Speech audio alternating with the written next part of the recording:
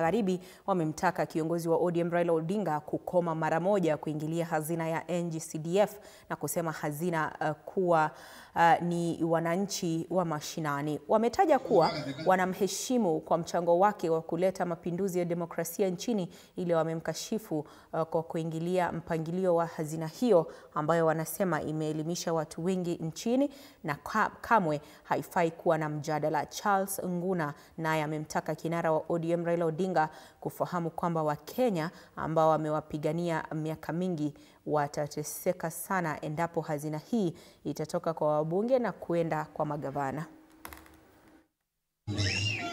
Kushukuru Raila Amolo Odinga kwa kazi ambayo aliitetea kupata demokrasia ya Kenya. Jambo la pili, Raila, umetumesi for the last 5 years. Tafadhali, keep off the NG-CDF money. County have got a lot of money, allocation of over 400 billion. We've not, hatujaona hiyo pesa vile inafanya. Pesa mingi ya devolution inaenda tu kwa mishahara. Lakini hii ambayo ni chache sana, 2.5% of the budget, inaletwa huku kwa mashinani. Mpaka saa hii zile vitongoji dogo zimepata pesa ya CDF. Je, unataka kumaliza hiyo? Hapana, hiyo hatutakubali. NG-CDF ilianza mwaka wa 2003 mpaka wa leo imekuwa ikifanya kazi kama miaka 22.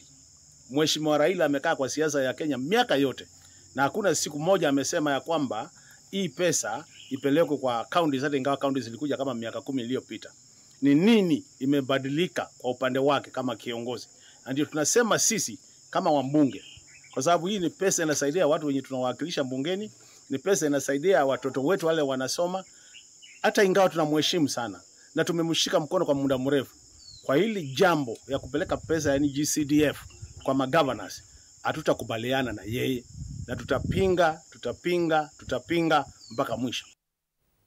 Na azma ya